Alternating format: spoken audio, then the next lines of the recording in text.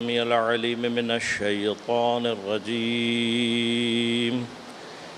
بسم الله الرحمن الرحيم.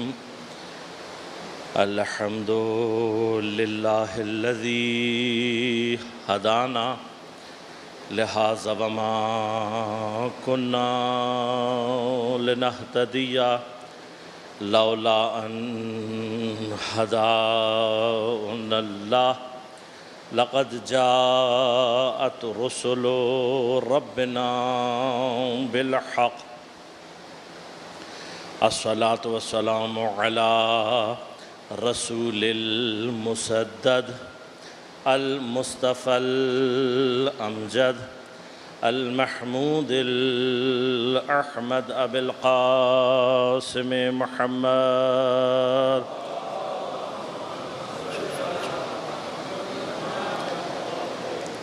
والصلاة والسلام على أسد الله الغالب غالب على كل غالب علي بن أبي طالب.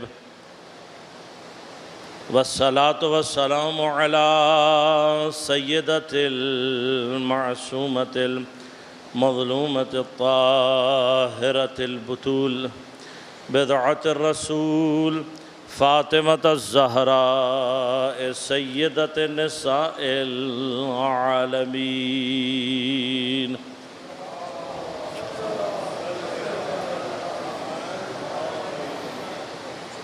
والصلاة والسلام على الحسن المجتبى والحسين المظلوم وأهل بيته الطيبين الطاهرين المعصومين المظلومين المنتجبين المنتخبين، لا سيما بقية الله في الأراضين، روحي وأرواح العالمين لتراب مقدمه الفداء.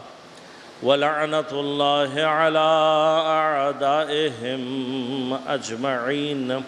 أما بعد، قال الله تعالى في كتابه الكريم: بسم الله الرحمن الرحيم. قل إن كنتم تحبون الله فاتبعوني يحببكم الله ويغفر لكم ذنوبكم والله غفور رحيم. صلوات.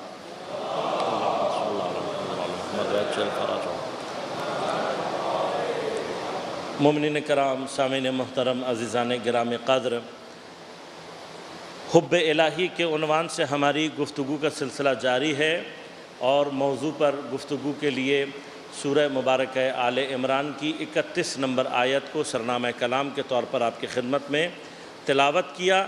ارشاد پروردگار ہو رہا ہے: اے حبیب آپ کہیے، قل ان کنتم تحبون اللہ، اگر تم اللہ سے محبت کرنے والے ہو، فاتبعونی، پس میری اتباع کرو، مجھے فالو کرو، یحببکم اللہ، اللہ بھی تم سے محبت کرے گا، ویغفر لکم ذنوبکم، اور اللہ تمہارے گناہ معاف کر دے گا، واللہ غفور الرحیم، اور اللہ بہت زیادہ معاف کرنے والا اور بہت زیادہ رحم کرنے والا ہے۔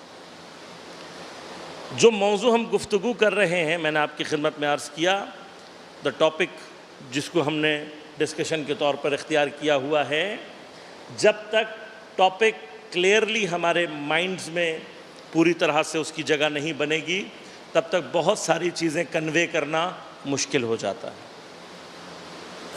بعض ڈسکشنز اپیرنٹلی مشکل لگتی ہیں تھوڑی سی، لیکن بنیادی جو ہماری کوئریز ہیں وہ وہیں پر سالو ہوتی ہیں۔ بیسیکلی محبت ہے کیا؟ ہمارے اندر کتنی طرح کی محبتیں پائی جاتی ہیں، اور ان محبتوں کے ساتھ ہمیں کیا کرنا ہے، اور ان میں سے کون سی محبت ہے جس کو کنٹرول کرنا ہے اور کون سی محبت کو بڑھانا ہے۔ یہ اگر ہمیں اپنی زندگی میں سمجھ میں آ جائے تو میں نے کل آپ کی خدمت میں عرض کیا دین کی اور ایمان کی بیس لائن محبت ہے. لیکن کون سی محبت؟ محبت فی اللہ. لہذا دین اور ایمان، معصوم فرماتے ہیں کہ حل الدین حل الایمان الا الحب والبغض. کیا دین اور ایمان محبت اور بغض کے علاوہ کچھ ہے؟ یعنی کیا؟ دین صرف حب اور بغض ہے. اب یہ کون سا حب اور کون سا بغض ہے؟ میں نے آپ سے عرض کیا بیس لائن اگر آپ نے اور ہم نے بنا لی تو اوپر کے جو مرحلے ہیں وہ آٹومیٹیکلی ہیں. اس کے لیے کل میں نے آپ کی خدمت میں عرض کیا کہ ہمیں تھوڑا سا انالیسس انسان کی بھی وجود کا کرنا پڑے گا کہ انسان بیسیکلی کیا ہے. تو انسان کی ایک باڈی ہے اور ایک اس کی روح اسپرٹ ہے. یہ جو روح یا اسپرٹ یا اس کا سول ہے، اس کو ہم 3 حصوں میں سوچ سکتے ہیں. ایک حصہ اس کا نفس کہلاتا ہے، ایک عقل کہلاتا ہے اور ایک قلب کہلاتا ہے. میں نے کل بھی آپ کو مثالوں سے بتایا تھا کہ حتیٰ سائیکالوجسٹ بھی ہیومن مائنڈ یا سول کے یہی 3 حصے کرتے ہیں، لیکن وہ اپنی آسانی کے لیے اسے کانشیس، سب کانشیس اور انکانشیس کہتے ہیں. اب جس طریقے سے خود سائیکالوجسٹ یعنی جو سائنٹیفکلی اس موضوع پہ کام کر رہے ہیں، وہ بھی یہ کہتے ہیں کہ ابھی تک ہمیں انکانشیس کے بارے میں چیزیں نہیں پتہ. اور وہ یہ کہتے ہیں کہ انکانشیس اتنی عجیب و غریب چیز ہے کہ اگر یہاں تک انسان کی رسائی ہو جائے اور انسان ادھر تک پہنچ کر اس کو کنٹرول کرنے لگے تو حتیٰ وہ عجائبات کو ظہور دے سکتا ہے. اس سے حیرت انگیز چیزیں ظہور کرنے لگتی ہیں اگر انسان کا انکانشیس مائنڈ کا جو حصہ یا اس کے سول کا جو حصہ ہے یہ اس کے کنٹرول میں آ جائے. ایگزیکٹلی یہی بات ہم 1400 سال سے کر رہے ہیں. انسان کا نفس اور عقل تقریباً سمجھ میں آ جاتا ہے. جو چیز درک نہیں ہو پاتی وہ انسان کا قلب ہے. اور قلب اگر ہمیں سمجھ میں آنے لگ جائے یا قلب کو اگر ہم صحیح ڈائریکشن دے دیں تو انسان زمین پر ولی الہی بن جاتا ہے. اور پھر اس کے وجود سے وہ چیزیں ظاہر ہوتی ہیں، کرامات ظاہر ہوتی ہیں کہ جس کو عام عقل انسانی سے سمجھا نہیں جا سکتا.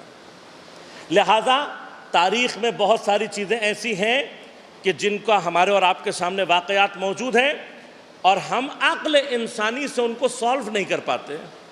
مثلا تاریخ میں ریکارڈڈ ہسٹری میں، یہ ریکارڈڈ ہسٹری ہے، اس کے جو علائم ہیں، اس کے بارے میں جو تحقیقات ہیں، چونکہ متفق علیہ طور پر تمام تواریخ نے ذکر کیا کہ خیبر میں جس وقت سارے اصحاب کچھ نہ کر سکے اور پیغمبر نے مولا کائنات کو بھیجا. اب کبھی خیبر کو میں مفصل بیان کروں گا تو بہت کچھ ہے کہ خیبر کیا ہے، اس کے پیچھے کیا ریزنز تھے. اور خود حضرت امیر علیہ السلام کا آپ دیکھیے تمام جنگوں میں سوائے خیبر کے یا ایک جنگ اور ہے، جنگ بئر العلم. جنگ بئر العلم کیا ہے؟ بئر عربی میں کہتے ہیں کنویں کو. اور ایک جنگ ہے جو حضرت نے کنویں میں لڑی ہے. یہ کنواں اب تفصیل لازمات میں آج نہیں بیان کر رہا، صرف آپ کو نوجوانوں کے ذہنوں میں رہنا چاہے. یہ وہ جنگ ہے جو حضرت نے جنوں سے لڑی ہے، اجنہ سے لڑی ہے. تو یہ تفصیلات اس کی اپنی جگہ پر، لیکن یہ جنگ یہ بھی عجیب و غریب ہے. اس کے بعد جو دوسری عجیب و غریب جنگ ہے وہ کون سی ہے؟ خیبر. اور خیبر میں حضرت نے کیا کیا آپ کو یاد ہے، میں وہ سارے واقعات نہیں بنا رہا، میں جو چیز پہنچانا چاہتا ہوں اس پہ غور کیجیے گا. عقل انسانی تسلیم نہیں کرتی کہ کوئی انسان اپنے ہاتھ سے اتنے بڑے دروازے کو نکال دے جسے ہلانے کے لیے 40 افراد درکار ہوں. اتنا بڑا گیٹ لازمات ہے، اس کو صرف ہلانے کے لیے 40 افراد چاہیے. اور ہم دیکھتے ہیں کہ ایک نوجوان آتا ہے اور وہ اپنے ایک ہاتھ سے اس گیٹ کو نکال لیتا ہے. اور جب اسے خندق کے اوپر رکھتا ہے تو خندق تھوڑی سی بڑی ہے، خندق تھوڑی سی بڑی ہے دروازہ تھوڑا چھوٹا ہے، تو حضرت اپنے ہاتھ سے دروازے کو تھامے ہوئے ہیں اور پورا اسلامی لشکر اس دروازے پر سے کراس کر جاتا ہے۔ دیکھیے اب بات کیا ہے کہ مثلا میں نعرے آپ سے لگوانا چاہتا تو میرے پاس اور بھی طریقے۔ The thing is جو ہم اور آپ سوچنا چاہتے ہیں اپیرنٹلی یہ ایک بڑی عجیب و غریب سی چیز ہے، اور عقل انسانی اس کو نہیں مانتی اور اس کو تسلیم کرتے ہوئے اسے دقت ہوتی ہے۔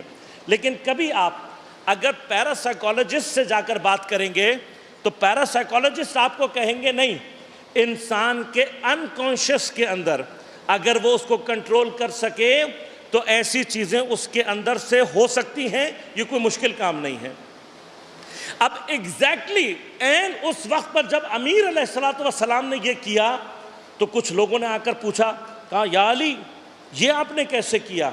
تو اب حضرت کا جواب سنیے، آپ نے کہا لا بالقوت الجسمانیہ، یہ مت سمجھنا کہ میں نے اپنے جسم اپنی باڈی کی قوت سے یہ کیا ہے، بل بالقوت الروحانیہ، بلکہ میں نے اپنی روح اپنے سول کی مدد سے یہ کام کیا ہے۔ یعنی کیا؟ اس کا مطلب انسان کے روح کے اندر کوئی پارٹ ایسا موجود ہے کہ اگر وہ کنٹرول میں آ جائے تو انسان کے وجود سے کمالات ظہور کرنے لگتے ہیں۔ ہم نے اور آپ نے جو بحث کرنی ہے وہ یہی کہ وہاں تک پہنچنا کیسے ہے۔ لہٰذا میں نے جو یہ 3 چیزیں آپ کی کل خدمت میں عرض کی، ایک جو کل بات میں نے آپ کو بتائی تھی ریپیٹ کر دوں تاکہ ذہنوں میں رہے، یہ یاد رکھیے گا کہ نفس کی جتنی بھی ورکنگ ہے یہ جتنی کنٹرول رہے گی، ختم نہیں، جتنی کنٹرول ہو جاتی ہے عقل مضبوط ہو جاتی ہے، قلب آٹومیٹیکلی مضبوط ہونا شروع ہو جاتا ہے۔ اگر یہ بحث آپ کی اب سمجھ میں آئی ہوئی ہے تو میں ایک کام صرف تھوڑا سا آگر بیان کروں اور تفصیل کو پھر انشاءاللہ آپ کی خدمت میں پیش کروں۔ میں نے آپ کی خدمت میں عرض کیا کہ نفس کیا کرتا ہے؟ نفس وہ حصہ ہے جو ہماری باڈی سے کنیکٹڈ ہے روح کا، اور اس کنیکشن کی وجہ سے ہماری باڈی کی پوری ایڈمنسٹریشن نفس کے ہاتھ میں ہے۔ میرے بال بڑھنا، میرے بدن کے اندر بھوک لگنا، ایوری تھنگ، جو کام میں کر رہا ہوں، سن رہا ہوں، بول رہا ہوں، سونگ رہا ہوں، یہ every thing it is controlled by نفس، اور نفس باقی رہتا ہے اسی باڈی کے تھرو۔ اگر یہ کنیکشن ختم ہو جائے تو نفس کمزور ہو جاتا ہے، پھر وہ اپنی پرفارمنس انجام نہیں دے سکتا۔ فار ایگزامپل اگر کوئی شخص فرام دا برتھ نابینا ہو، بلائنڈ ہو، تو بلائنڈ آدمی کو آپ کلر کبھی بھی نہیں سمجھا سکتے، نیور، آپ کلر نہیں سمجھا سکتے اسے، اس لیے کہ کلر وہ چیز ہے جو دیکھی جاتی ہے، بیان نہیں کی جا سکتی۔ You can not explain colour. اگر کر سکتے ہیں تو مجھے کل کر کے بتا دیجیے گا۔ ریڈ کلر کی ڈیفینیشن لے کر آ جائیے کہ ریڈ کلر کسے کہتے ہیں، بلیک کلر کسے کہتے ہیں، گرین کیا ہوتا ہے۔ We can not explain. اسی طرح سے ٹیسٹ، آپ جب تک کسی چیز کو ٹیسٹ نہیں کر لیں گے یو کین نیور نو کہ فلاں چیز کا ٹیسٹ کیسا ہوتا ہے۔ We can not explain. صرف 4 ذائقے ہیں جو ہم بیان کر سکتے ہیں، میٹھا، کھٹا، کڑوا اور نمکین۔ ہاں یہ ٹیسٹ ہے جو ہم بیان کر سکتے ہیں، سویٹ، سور، سالٹ اور بٹر۔ یہ 4 ذائقے ہیں جو ہم بیان کر سکتے ہیں۔ اس کے بعد ہم کوئی چیز، مثلا آپ سے کہوں کہ آپ نے کھجور کھائی، میٹھی، آپ نے آم کھایا، میٹھا، تو دونوں میں فرق کیا ہے؟ واحد جواب آپ کے پاس کیا ہے؟ آپ کہیں گے کھجور کھجور جیسی ہوتی ہے، آم آم جیسا ہوتا ہے۔ اس کے علاوہ کوئی جواب نہیں۔ We can not explain sound, we can not explain. اب خدا نہ خواستہ اگر کسی کی زبان کا ذائقہ ختم ہو، ہم اس کو ٹیسٹ سمجھا نہیں سکتے، کان خراب ہو تو اس کو آواز نہیں سمجھائی جا سکتی۔ اب دیکھیں ایک ایک سینس کو آپ بند کرتے جائیں، نفس کی قوتیں کمزور ہوتی چلی جاتی ہیں۔ اگر خدا نہ خواستہ کوئی انسان سارے ہی سینسز اس کے بیکار ہو جائیں، he can not learn any thing, کچھ نہیں سیکھ سکتا۔ اب نفس کیا کرتا ہے؟ اس باڈی کے تھرو اپنا کام بھی چلاتا ہے، اس کی وجہ سے باقی ہے اور اس کے تھرو نالج بھی گین کرتا ہے. یہ نالج گین کرنے کے بعد عقل کے پاس جاتی ہے. عقل کا کیا کام ہے؟ عقل قانون بناتی ہے. جتنے بھی لاز ہیں یہ سارے کے سارے کہاں تیار ہوتے ہیں؟ عقل میں. اسی طرح سے عقل کا ایک امپورٹنٹ کام کیا ہے؟ عقل بلیف کریٹ کرتی ہے، عقیدہ. قلب کا کیا کام ہے؟ قلب کا کام یہ ہے کہ جو بلیف عقل میں تیار ہو جاتا ہے وہ بلیف قلب کی طرف موو کرتی ہے عقل. اور اگر وہ قلب میں اتر جائے تو جو بلیف آپ کا بنے گا آپ کے اندر سے آٹومیٹیکلی اس سے ریلیٹڈ چیزیں ظاہر ہونا شروع ہو جائیں گی. ہمیں نماز میں مزہ نہیں آتا. کیوں؟ اس لیے کہ ابھی تک ہمارا جو توحید کا بلیف ہے اول تو کلیئر ہی نہیں ہوتا. ہمیں اگر کلیئر ہو جائے عقل میں پھنسا رہتا ہے، قلب میں نہیں اترتا. قلب میں اتر جائے میرے سجدے سے خود بخود توحید کا ظہور ہونا شروع ہو جائے گا. آٹومیٹک ہے، میں نے عرض کیا آٹومیٹک ہے سارا کچھ. خوب، اگر یہاں تک بات کلیئر ہو گئی تو میرے لیے منزل آسان ہو جائے گی. نفس چونکہ باڈی سے سارا کام لیتا ہے تو جتنی بھی مٹیریل ہماری خواہشات، جتنی بھی لذات ہیں ہماری مٹیریل، ان سب کا تعلق ہے نفس سے. اچھا، اگر اب 2 منٹ کے لیے سوچے گا، اگر ہمارا نفس یہ خواہشات کرنا چھوڑ دے تو انسان کچھ عرصے میں ہلاک ہو جاتا ہے. مثلا مجھے اگر بھوک لگنا بند ہو جائے میں کچھ دنوں میں مر جاؤں گا. مجھے اگر پیاس لگنا بند ہو جائے میں کچھ دنوں میں مر جاؤں گا. میرا اگر نفس آرام کو طلب کرنا بند کر دے اور میں ریسٹ نہ کروں تو I will die in some days. لہذا یہ یاد رکھے گا کہ نفس کی جو خواہشات ہیں وہ انسان کی مٹیریل لائف کو باقی رکھنے کے لیے ضروری. اور جو چیز انسان کے لیے ضروری ہو، اللہ اور عقل دونوں انسان کو اس سے روک نہیں سکتے. لہذا اللہ تعالیٰ نہ ہمیں کھانے سے روکتا ہے، نہ سونے سے روکتا ہے، نہ پینے سے روکتا ہے، نہ ہماری عقل روکتی. لیکن اب غور کیجیے گا کہ نفس چونکہ باڈی کے تھرو کام کرتا ہے تو نفس کی جتنی بھی خواہشات ہیں، جتنی بھی لذات ہیں، یہ ساری کی ساری لمیٹڈ ہیں. لمیٹڈ ہے. آپ ایک حد سے زیادہ کھانا نہیں کھا سکتے. دنیا کا کتنا ہی اچھا کھانا کیوں نہ ہو، دنیا کا کتنا ہی اچھا مشروب کیوں نہ ہو، آپ ایک لمٹ سے زیادہ کھا اور پی نہیں سکتے. آپ کا اگر پیٹ بھرا ہوا ہو، دنیا کا بہترین کھانا بھی آپ کے سامنے رکھ دیا جائے آپ کو اچھا نہیں لگے گا. پس آپ کا جو نفس ہے وہ کیا کرتا ہے؟ بنیادی طور پر وہ لمیٹڈ اس میں چلتا ہے. اور جیسے جیسے اس کی ریکوائرمنٹس ایک اسپیسیفک لیول پر آتی جاتی ہیں وہ خاموش ہو جاتا ہے. دوسرا طریقہ کیا ہے؟ دوسرا طریقہ یہ کہ آپ عقل کے ذریعے سے اپنے نفس کو کنٹرول کر سکتے ہیں. بس عقل کا ایک اور کام کیا ہوا؟ نفس کو کنٹرول کرنا. یہ عقل کے کاموں میں سے میں اگزامپل دیتا ہوں، آپ کو بات سمجھ میں آئے گی.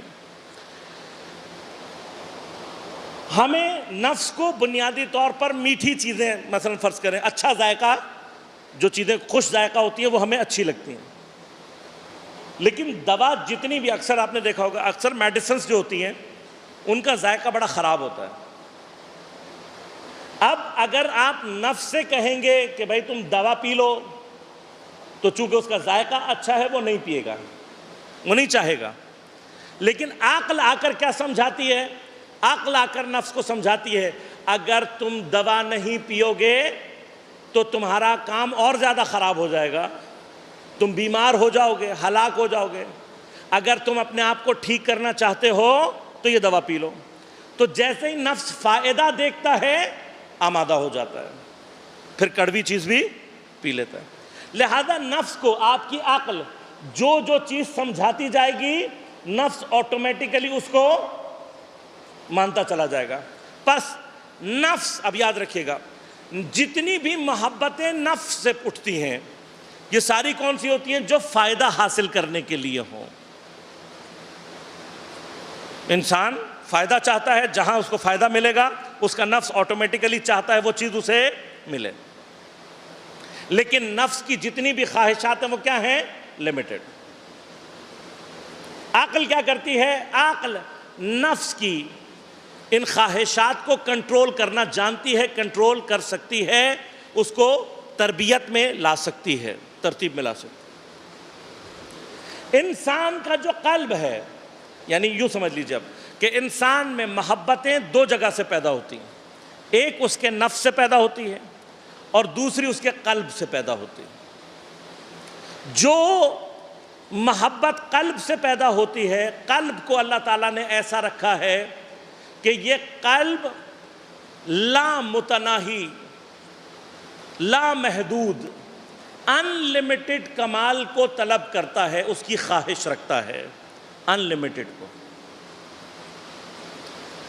اب ہو سکتا ہے آپ کہیں کہ مولانا صاحب نے یہ باتیں کیا کہاں سے کہیں، تو میں ایک آپ کو اگزامپل بھی دے دیتا ہوں، تائید بھی ہو جائے گی اور میں بات کو آگے بڑھا دوں. ہمارے ہاں اکنامکس کے جتنے بھی اسٹوڈنٹس ہیں ان کو پتا ہوگا کہ اکنامکس کی سبجیکٹ کی جو تعریفیں ہیں ان میں سے ایک امپورٹنٹ تعریف سر لائنل رابنس نے کی ہے. اور سر لائنل رابنس کی تعریف کیا ہے؟ کہ انسان ان لمیٹڈ وانٹس کو لمیٹڈ ریسورسز سے فلفل کرنا چاہتا ہے، اور اس ریلیشن کا نام بہترین طریقے سے حل کرنا یہ اکنامکس ہے. اس میں سب سے بڑی غلطی کیا ہے؟ سب سے بڑی غلطی یہ ہے کہ آپ ان لمیٹڈ کے سامنے جتنا بڑا بھی لمیٹڈ، انفینٹی کے سامنے آپ فائنائٹ جتنا بڑا مرضی نمبر لکھ لو، انفینٹی کے سامنے اس کی کوئی ویلیو نہیں ہوتی. تو جب تک آپ انسان کی ان لمیٹڈ خواہش کو لمیٹڈ ریسورسز سے پورا کرتے رہیں گے، انسان کے اندر لالچ، انسان کے اندر طمع، انسان کے اندر اپنے لیے چیزوں کو جمع کرنا، دوسروں کا حق مارنا، یہ ساری کی ساری چیزیں انسان کے اندر باقی رہیں گی، جس کا نتیجہ فساد، جس کا نتیجہ استعمار، جس کا نتیجہ استحصال، لوگوں کے حقوق کھا جانا، چوری کرنا، لوگوں کے اپنے منافع کے لیے دوسروں کو نقصان پہنچانا، یہ سارے کا سارا آٹومیٹک ہے. پھر کیوں؟ آپ کی وانٹس ان لمیٹڈ ہیں، ریسورسز لمیٹڈ ہیں. ان لمیٹڈ وانٹس کو کبھی بھی لمیٹڈ ریسورسز پورے نہیں کر سکتے. آپ کی جو ان لمیٹڈ وانٹ ہے وہ باقی رہے گی، اور جب تک وہ باقی رہے گی دوسروں کو ان کا حق نہیں مل سکتا.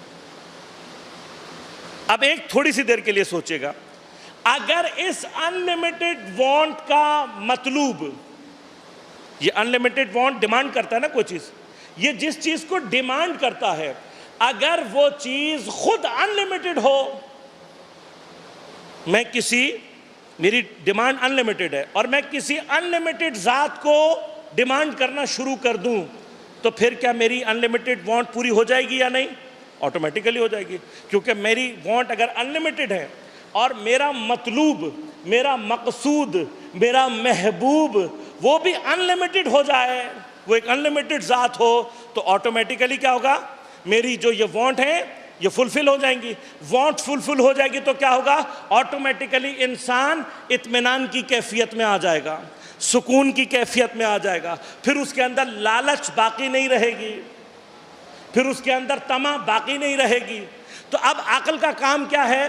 عقل کا کام یہ ہے کہ وہ اس ان لمیٹڈ خواہش کے لیے صحیح مطلوب تلاش کرے. عقل کا کام کیا ہے؟ کہ وہ اس ان لمیٹڈ وانٹ کے جو ڈیمانڈ ہے وہ آپ کو صحیح بتائے کہ بھائی آپ نے ایگزیکٹلی چاہنا کیا ہے، یہ ان لمیٹڈ چیز ہے کیا. اب کائنات میں سوائے خدا کی ذات کے کوئی اور ذات ان لمیٹڈ نہیں ہے. کوئی اور انلمیٹڈ نہیں ہے. لہذا جب تک انسان کی اس انلمیٹڈ وانٹس کا مطلوب اور محبوب خدا نہیں ہوگا، انسان کو کبھی بھی اطمینان حاصل نہیں ہو سکتا، اس میں سے لالچ کبھی بھی ختم نہیں ہو سکتی. لہذا اگر تم نے اپنا حبیب، اپنا محبوب، اپنا مطلوب، اپنا مقصود خدا کو بنا لیا تو خود بخود دل کو آرام آ جائے گا، خود بخود اطمینان حاصل ہو جائے گا. لہذا قرآن نے ارشاد فرمایا الا بذکر اللہ تطمئن القلوب، آگاہ ہو جاؤ، صرف اللہ کی یاد سے دلوں کو اطمینان ملتا ہے، کیونکہ صرف وہ ہے جو لامحدود ہے. اگر یہاں تک بات میں آپ تک پہنچا سکا ہوں تو آگے کی منزلیں میرے اور آپ کے لیے آسان ہو جائیں گی. بس اب غور کیجئے گا. اس کا مطلب یہ ہوا کہ انسان کے اندر محبتیں دو جگہ سے پیدا ہوتی ہیں. ایک نفس سے پیدا ہوتی ہے. اب نفس کی جو محبت ہے اس کی تفصیلات میں عرض کروں گا کہ اس کے بارے میں دین کیا کہتا ہے اور دین کا درس اس کے بارے میں کیا ہے. لیکن جتنی بھی محبتیں ہیں کون سی جو کہ نفس سے پیدا ہوتی ہیں، یہ ساری کی ساری وہ محبتیں ہیں جو ہو جاتی ہیں، یہ ہونے والی ہیں. لیکن جو محبت قلب کرتا ہے وہ ہوتی نہیں ہے، کی جاتی ہے. دیکھیے دل کو صرف یہ پتا ہے کہ ان لمیٹڈ کو چاہنا ہے، کس کو چاہنا ہے یہ نہیں پتا. عقل کا کام کیا ہے؟ عقل دل کے لیے اس کے مطلوب واقعی کو، اس کے محبوب واقعی کو، اس کے مقصود واقعی کو تلاش کرتی ہے. اب اگر عقل دھوکہ کھا جائے کہیں پر تو ایک الگ بحث ہے، لیکن اگر دھوکہ نہ کھائے تو پھر عقل کیا کہتی ہے؟ عقل یہ کہتی ہے کہ انسان میں نقص ہی نقص ہیں، کمزوریاں ہی کمزوریاں ہیں، ضعیف ہی ضعیف ہے انسان. کتنا ضعیف ہے انسان؟ غور کیجئے گا انسان کتنا ضعیف ہے. اللہ تبارک و تعالیٰ نے جتنے بھی اینیملز میں کیوں بات کر رہا ہوں؟ کیونکہ انسان اپنی خلقت کے اعتبار سے اینیمل کیٹیگری میں لائی کرتا ہے، اسی لیے ہمیں سوشل اینیمل کہا جاتا ہے. اینیمل کیٹیگری میں لائی کرتا ہے. اب آپ اینیمل کیٹیگری میں چھوٹے سے چھوٹا کیڑا مثلا مچھر سے شروع کریں اور ڈائناسور تک چلے جائیں، ہر جانور کے پاس آپ کو کوئی نہ کوئی اسپیشلٹی ملے گی. کسی کو اللہ نے پر دیے ہیں، کسی کی ٹانگیں مضبوط ہیں، کسی کی آنکھیں تیز ہیں، کسی کی ناک تیز ہے، کسی کے پنجے مضبوط ہیں، کسی کی سکن موٹی ہے، کسی کے بال زیادہ ہیں. ہر ایک میں آپ کو کچھ نہ کچھ ضرور ملے گا سوائے انسان کے. انسان واحد بینگ ہے جس کے اندر فزیکلی کوئی کمال موجود نہیں ہے، کوئی کمال نہیں ہے. نہ ہمارے دانت تیز ہیں، نہ ہماری ناک تیز ہے، نہ ہماری آنکھ، نہ کان، اینی تھنگ، کچھ بھی نہیں. اگر ہماری باڈی میں کمال نہیں ہے تو ایک بات آج سے ہی کلیئر کر لیں اپنے ذہن میں، اس کا مطلب یہ ہے کہ انسان کے کمال کو اللہ نے اس کے بدن میں نہیں رکھا بلکہ اس کی روح میں رکھا ہے. بس اگر آپ انسانی کمال کو بدن میں تلاش کریں گے تو آپ کو کبھی بھی کمال حاصل نہیں ہوگا. اچھا اللہ تعالیٰ نے لہذا ارشاد فرمایا خلق الانسان ضعیفا، انسان کو ضعیف خلق کیا گیا ہے. اب یہ ضعیف انسان جس کے پاس اپیرنٹلی کوئی کمال نہیں ہے، اس کو اللہ نے عقل دے دی. اب جب عقل انسان کے پاس آئی اور ادھر سے اس نے دیکھا کہ بھائی میرے پاس تو کوئی کمال ہی نہیں ہے، چڑیا اڑ جاتی ہے، ہاں مچھر بھی آ کے ہمیں کاٹ کے چلا جاتا ہے، ہر چیز کے بعد کچھ نہ کچھ ہے، میرے پاس کچھ نہیں ہے. تو عقل کیا کرتی ہے؟ دیکھیے غور کیجئے گا. عقل کہتی ہے کہ تمہیں بھی صاحب کمال ہونا چاہیے. جب انسان کو اپنے اندر کوئی کمال نظر نہیں آتا لیکن وہ دیکھتا ہے کہ یہ جانور اتنا تیز بھاگتا ہے، وہ پرندہ اتنا زبردست اڑتا ہے، اس جانور کے اندر اتنی طاقت ہے، یہ اتنا بھاری ہے، وغیرہ وغیرہ، تو انسان کے اندر بھی خواہش کیا پیدا ہوتی ہے کہ میں بھی کمال حاصل کروں. اب غور کیجئے گا، یعنی کیا؟ اللہ نے انسان کو پیدا ہی ایسا کیا ہے. ایک طرف سے اس نے انسان کو ضعیف اور ناقص پیدا کیا، دوسری طرف سے اس کو عقل دے دی. اب جب عقل اور نقص کا کمبینیشن، اب اگر انسان کی آپ ڈیفینیشن کرنا چاہیں تو انسان کیا ہے؟ عاقل ناقص، ایک ایسا عاقل جس کو ناقص خلق کیا گیا ہے. ایسے ہی ہے نا؟ اگر انسان کی یہ ڈیفینیشن سمجھ میں آ گئی تو اب عقل کیا کہتی ہے؟ عقل کہتی ہے اس نقص جو تمہارے اندر نقص ہے اس کو دور کرو، تمہارے اندر نقص نہیں ہونا چاہیے. دیکھیے میں کامن سی ایک مثال دے دیتا ہوں. اگر میرے کپڑوں پر کوئی دھبا لگا ہوا ہو جو کہ نقص شمار ہوتا ہو اور آپ مجھے بتائیں کہ مولانا یہ آپ کے کپڑوں پہ ذرا دھبا لگا ہوا، نقص لگا ہوا ہے، تو میں کیا کروں گا؟ اسے ہٹانے کی کوشش کروں گا. یہ انسان آپ کے چہرے پر کچھ لگا ہوا میں بتاؤں آپ فوراً اس کو ریموو کرنا چاہیں گے. یہ انسان کی فطرت میں کہاں سے آیا؟ انسان کو عقل دی اور نقص دی. اب جیسے ہی عقل نقص کو دیکھتی ہے اسے آٹومیٹیکلی ریموو کرنا چاہتی ہے. یہ آٹومیٹک ہے سارا کام. اب جب ریموو کرنا چاہتی ہے تو کچھ چیزیں ہم آسانی سے کر لیتے ہیں لیکن بہت ساری چیزیں آسانی سے نہیں ہو پاتی. اس کے لیے انسان کیا چاہتا ہے؟ انسان چاہتا ہے کوئی با کمال ایسا آئے کہ جو میرے اس نقص کو دور کر سکے. لہٰذا آپ اچھے ٹیچر کے پیچھے کیوں جاتے ہیں؟ کہ وہ آپ کا جو جہل ہے اسے دور کر سکے. اگر آپ دیکھتے ہیں کہ نہیں یہ ایک اسپیسیفک لیول سے اوپر نہیں جا سکتا تو آپ اس سے اچھے ٹیچر کی تلاش میں جاتے ہیں. ٹھیک ہے؟ جتنا آپ اپنا نقص محسوس کرتے چلے جائیں گے اتنا آپ کے اندر طلب کمال آٹومیٹیکلی پیدا ہوتی چلی جائے گی. یہ چیز انسان کے اندر فطری ہے. بس یاد رکھیے گا اللہ نے انسان کو فطرتاً کمال طلب بنایا ہے. انسان کمال کو، پرفیکشن کو کیا کرتا ہے؟ حاصل کرنا چاہتا ہے. کوئی انسان ایسا نہیں ہوگا جو کہ پرفیکشن کو حاصل نہ کرنا چاہے. لیکن جب انسان پرفیکشن کو حاصل کرنا چاہتا ہے تو عقل انسان کو ایک بات اور سمجھاتی ہے. وہ کیا سمجھاتی ہے؟ وہ کہتی ہے اگر تم ایبسلیوٹ پرفیکشن کی طرف جانا چاہتے ہو تو پھر ایسا تلاش کرو جس کے اندر کوئی اور نقص نہ ہو، جو خود کیا ہو؟ ایبسلیوٹ پرفیکشن، جو خود کمال مطلق ہو. صرف وہ ہوگا جو تمہارے اس نقص کو دور کر سکتا ہے. اب جب عقل انسان کو یہ سمجھاتی ہے تو پھر انسان خود بخود کس کو تلاش کرنا شروع کر دیتا ہے؟ ایبسلیوٹ پرفیکشن کو. کائنات میں ایبسلیوٹ پرفیکشن سوائے خدا کے کوئی اور ذات نہیں ہے. بس یاد رکھیے گا انسان کی انلیمیٹڈ وانٹس کا مطلوب انلیمیٹڈ ہے، وہ خدا ہے. انسان کی عقل اس کے نقص کو دور کرنا چاہتی ہے. سارے نقص کو دور کرنے والی ذات خود کیا ہونی چاہیے؟ کمال مطلق، ایبسلیوٹ پرفیکشن ہونی چاہیے. یہ ایبسلیوٹ پرفیکشن سوائے خدا کے کوئی اور نہیں ہے. میں انشاءاللہ کل عرض کروں گا کہ جب ہماری عقل دھوکہ کھا جاتی ہے تو ہم ڈی ٹریک ہو جاتے ہیں. اگر ہماری عقل دھوکہ نہ کھائے تو انسان کا محبوب سوائے خدا کے کوئی اور ہو ہی نہیں سکتا. بس مجھے 5 منٹ دیجیے گا اضافی کہ میں ایک مطلب آپ کی خدمت میں آج عرض کروں تاکہ بات ایک جگہ تک پہنچ جائے اور کل سلسلہ گفتگو کو آگے بڑھاؤں. اب جب انسان جو خود کیا ہے؟ ناقص، انسان کے اندر کوئی کمال نہیں لیکن عقل ہے. جانا کہاں چاہتا ہے؟ اس کے پاس جانا چاہتا ہے جو انلیمیٹڈ بھی ہے اور ایبسلیوٹ پرفیکشن.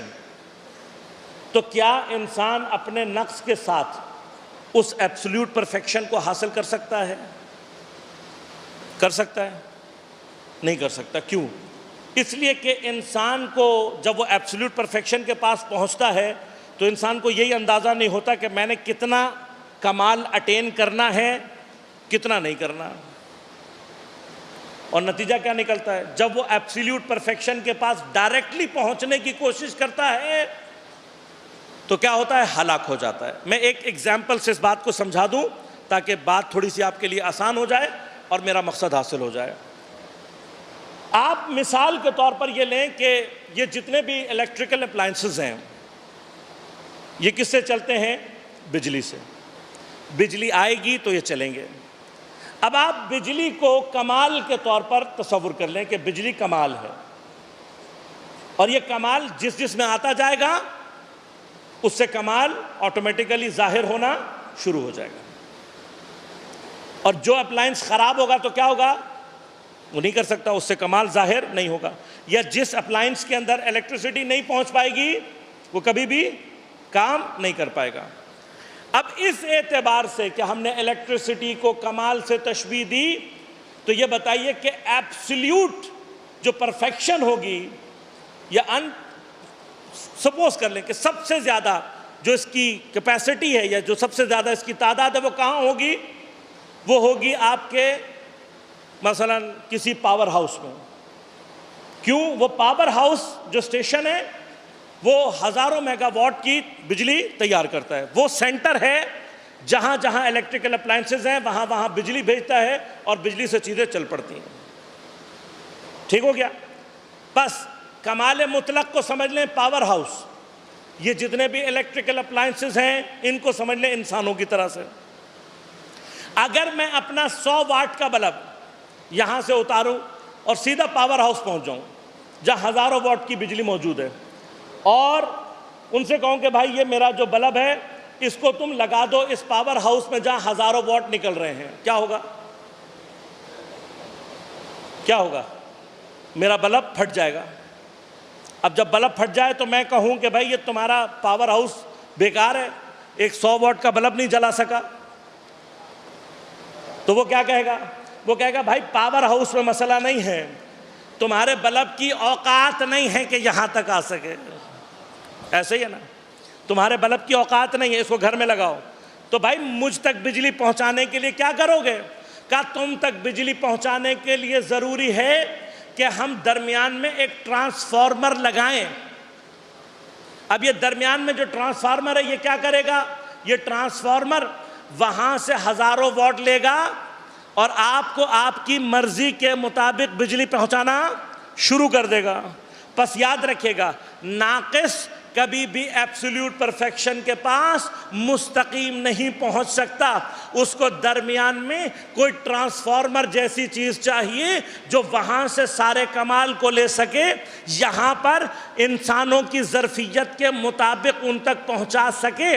تو اب عقل کہتی ہے نا کہ اس ناقص اور اس ایبسلیوٹ پرفیکشن کے درمیان میں کوئی ایسا ٹرانسفارمر ہونا چاہیے جو وہاں سے سارا کمال لے سکے لیکن ہمیں ہماری ظرفیت کے مطابق تقسیم کر سکے۔ تو آپ کو محبت پاور ہاؤس سے نہیں کرنی ہے، آپ کو محبت کرنی ہے ٹرانسفارمر سے، کیونکہ اگر آپ ٹرانسفارمر تک پہنچ گئے تو ٹرانسفارمر آگے آپ تک بجلی تک پہنچا دے گا۔ ہم نے کہاں تک جانا ہے؟ ہم نے جانا ہے ٹرانسفارمر تک۔ ہمارا کام پاور ہاؤس نہیں، پاور ہاؤس سے کام کس کا ہے؟ ٹرانسفارمر کا۔ یہ درمیان کی مخلوق ہونا ضروری ہے۔ ایبسلیوٹ پرفیکشن اگر میں نے تشبیہ دی اس کو پاور ہاؤس سے تو یاد رکھے گا ایبسلیوٹ پرفیکشن ہے خدا۔ الیکٹریکل اپلائنسز کی مانند ہیں ہم انسان جو کہ ناقص ہیں۔ اگر ہم ڈائریکٹ خدا سے کمال لینا چاہیں تو ہم ہلاک ہو جائیں گے، ہم اس کمال کو کنٹین ہی نہیں کر سکتے۔ لہٰذا ہمارے اور خدا کے درمیان میں ایک ایسا واسطہ ہونا چاہیے جو خدا سے تمام کمالات کو لے سکے اور مجھ جیسے ناقصوں کو میری ظرفیت کے مطابق تقسیم کر سکے۔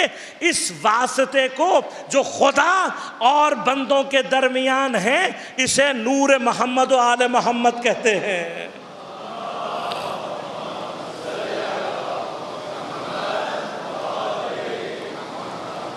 یہ نور محمد و آل محمد۔ بس یاد رکھیے گا، اب جس نے، اب دیکھیے فرض کیجئے کہ میرا بلب نہیں جل رہا، کیوں؟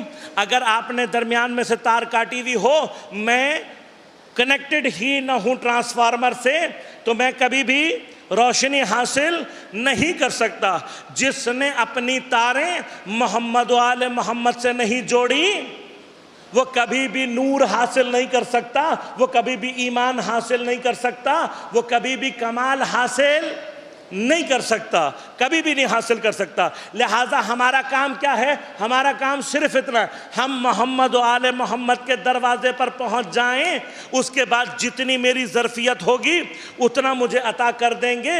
جیسے کوئی 1000 واٹ کا، کوئی 500 واٹ کا، کوئی 100 واٹ کا، جو جتنا ہے اتنا لے رہا ہے، میں جتنی ظرفیت لے کر اہل بیت کے دروازے پر پہنچوں گا اتنا مجھے مل جائے گا۔ اب جس کا بڑا ظرف تھا، کوئی سلمان بن کر سامنے آیا، کوئی ابو ذر بن کر سامنے آیا، کوئی مقداد بن کر سامنے آیا، کوئی مالک اشتر بن کر سامنے آیا، کوئی میثم تمار بن کر سامنے آیا۔ لیکن بس آخری ایک بات کہوں اور گفتگو کو تمام، ٹرانسفارمر سے متصل ہونا ایک شرط، دوسری ہمارے اندر ظرفیت ہونا بھی شرط ہے۔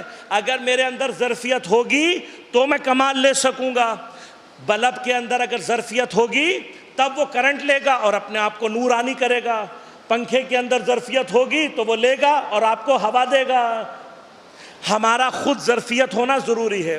اب اگر میرا بلب پہلے ہی سے فیوز ہو،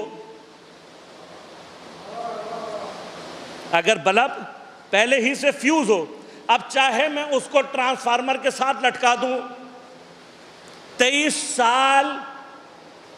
سال تک میرا بلب جو فیوز ہے وہ ٹرانسفارمر کے ساتھ لٹکتا رہے تو 23 سال تو کیا 300 سال بھی اگر لٹکاؤ گے تو کبھی روشن نہیں ہوگا، کیونکہ صرف ٹرانسفارمر تک پہنچنا شرط نہیں ہے، اپنے اندر ظرفیت ہونا بھی شرط ہے۔ تو جس کے اندر ظرفیت ہے، اب دیکھیے غور کیجئے گا کہ جو بلب خود فیوز ہے، اب چاہے آپ اس کو ٹرانسفارمر سے لٹکا دیں، وہاں سے نکال کر پاور ہاؤس پہ بھی لے جائیں، وہاں پہ بھی جا کے وہ جلے گا نہیں۔ کیوں؟ اس لیے کہ جو خود فیوز ہو اسے پاور بھی جلا نہیں سکتی۔ جس کے اندر ظرفیت نہ ہو اسے اللہ تعالیٰ ہدایت خود بھی نہیں دیتا۔ پیغمبر کے ساتھ جتنا مرضی رہے، کبھی بھی اگر ظرفیت نہیں ہے ہدایت حاصل نہیں کر سکتا۔ دیکھیے اب اگر میں نے نور حاصل کرنا ہے، میں پاور ہاؤس تک نہیں پہنچا، کسی بلب سے جا کر اپنے لیے تار لے رہا ہوں، تو کم از کم تار جوڑنے سے پہلے یہ تو سوچو کہ جو بلب جس سے میں تار جوڑ رہا ہوں وہ خود فیوز ہے یا نہیں، کیونکہ اگر میں نے اپنی تاریں بلب فیوز میں جوڑ دی، میں نے اپنی تاریں لے جا کر فیوز بلب میں جوڑ دی، اور اب میں چاہتا ہوں کہ میرے گھر میں روشنی آئے، تو میرے گھر میں روشنی کبھی نہیں آ سکتی۔ لہذا عقل کا تقاضا کیا ہے؟ عقل کا تقاضا یہ ہے کہ اہل بیت علیہم الصلاۃ والسلام کہ جن کو اللہ نے اپنے اور بندوں کے درمیان واسطہ قرار دیا، کل عرض کروں گا کہ یہ محبت انسان کے اندر آٹومیٹک ہے، آٹومیٹک۔ لہذا جب آپ کے گھر کی بجلی جاتی ہے تو آپ فون کر کے یہ نہیں پوچھتے کہ پاور ہاؤس میں کیا ہوا ہے، آپ پوچھتے کہ پی ایم ٹی تو نہیں اڑ گئی۔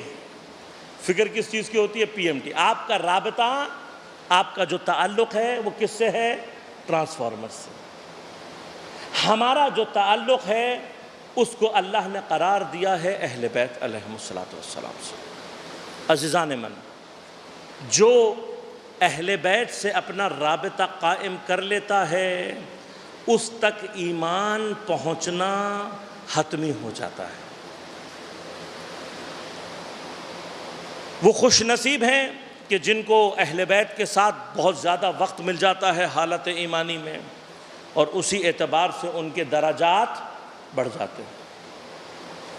لیکن میں نے کل آپ کی خدمت میں عرض کیا تھا کہ کربلا ہر کسی کے لیے درس ہے، حتیٰ اس کے لیے بھی درس ہے کربلا کہ جو بڑی مدت اہل بیت سے دور رہا ہو، لیکن اپنی موت سے پہلے بھی اگر اس نے اہل بیت کو درک کر لیا تب بھی اہل بیت کی محبت اسے نجات دلا سکتی ہے۔ اور اس میں سب سے بہترین مثال جناب حر علیہ الصلاۃ والسلام کی۔ آپ متوجہ ہیں، میں نے آپ کی خدمت میں عرض کیا تھا، حر ایکسیڈنٹلی نہیں پہنچا ہے، بلکہ وہ واقعات جو مقام ذو حسم پر پیش آئے ہیں وہ بتا رہے ہیں کہ حر کے دل میں اہل بیت کی محبت موجود ہے، احترام موجود ہے۔ حر امام حسین سے نہ جنگ کرنے کے ارادے سے آئے تھے اور نہ حسین علیہ السلام کو قتل کرنا چاہتے تھے. لیکن شب عاشور جب آپ کو اس بات کا یقین ہو گیا کہ یہ لوگ امام کو قتل کر دیں گے تو آپ کی حالت بڑی عجیب و غریب ہو گئی. راوی کہتے ہیں پوری رات جناب حر نے گویا تڑپ کر گزاری اور صبح ہوتے ہی حر اپنا بیٹا اور غلام اپنے آپ کو لشکر کے بالکل کونے کی طرف پہنچا دیا. کسی شخص نے جناب حر کی شکل دیکھی اور کہنے لگا کہ حر اگر مجھ سے کوفہ کے کوئی بہادروں کا نام پوچھے تو میں تیرا نام مس نہیں کر سکتا، لیکن آج میں تیری شکل کے اوپر عجیب سے آثار دیکھ رہا ہوں.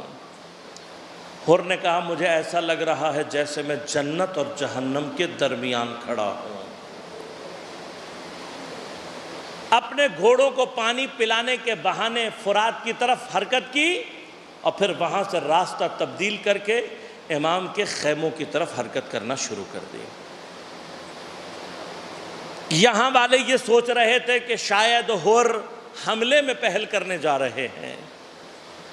یہاں امام کی فوج نے جب آتے ہوئے دیکھا تو حضرت کو خبر دی، کہا مولا 3 افراد دشمن کی فوج سے آ رہے ہیں. امام خود آگے بڑھے، گھوڑے پر سوار ہوئے، تھوڑا سا آگے آئے. حر نے جیسے ہی دور سے امام حسین کو دیکھا تو ایک مرتبہ اپنی تلواروں کو کھول دیا، بند کو کھول دیا اور اپنے ہاتھ اٹھا کر گردن کے پیچھے رکھ لیے جیسے غلام آتے ہیں. حر کے بیٹے اور غلام نے بھی یہی حرکت کی اور جب ان کی یہ حرکت دیکھی تو امام نے کہا انہیں آنے دو. آنے کے بعد جیسے ہی حر حضرت کی خدمت میں پہنچے ایک مرتبہ تڑپ کے گھوڑے سے اترے اور امام کے رکاب کو تھام کر کہا السلام علیکہ یا ابا عبداللہ. امام نے سلام کا جواب دے کر پوچھا کون ہو تم؟ علامہ نقن فرماتے ہیں کہ حسین جانتے ہیں یہ کون ہیں، لیکن اس سے پہلے کہ حر یہ سوچے کہ حسین جانتے ہیں میں کون ہوں اور کیا کام میں نے کیا ہے، میرے مولا نے کون کہہ کر حر کو یہ پیغام بتایا کہ حر اگر تو نے توبہ کر لی ہے تو حسین نے بھی بھلا دیا کہ ہمیں یہاں تک پہنچانے والا کون ہے. حر نے آگے بڑھ کر توبہ کی اور کہا مولا میں باعث بنا ہوں کہ سادات اس حال میں پہنچے ہیں. آپ نے کہا ہم نے تجھے معاف کر دیا.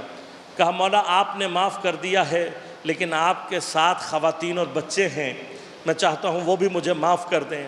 جناب زینب کو جب پیغام ملا تو آپ نے پیغام میں واپس بھجوایا، کہا جا کر حر کو ہماری طرف سے سلام کہنا اور کہنا ہم نے بھی معاف کر دیا ہے. شہزادی کا سلام ملنا تھا، حر کی آنکھوں سے آنسو جاری ہو گئے اور ایک مرتبہ رو کے کہتا ہے مجھے معلوم نہیں تھا کہ شہزادیاں اتنی غریب ہو جائیں گی کہ غلاموں کو سلام بھیجو. جناب حر نے جب یہ ساری کیفیت دیکھی تو ایک مرتبہ امام سے کہا مولا مجھ سے غلطی ہوئی ہے، میں چاہتا ہوں کہ اس کا جبران کروں. حر کیسے جبران کرو گے؟ کہا مولا میں چاہتا ہوں کہ پہلا میرا غلام اور بیٹا جائے اور اس کے بعد میں جاؤں.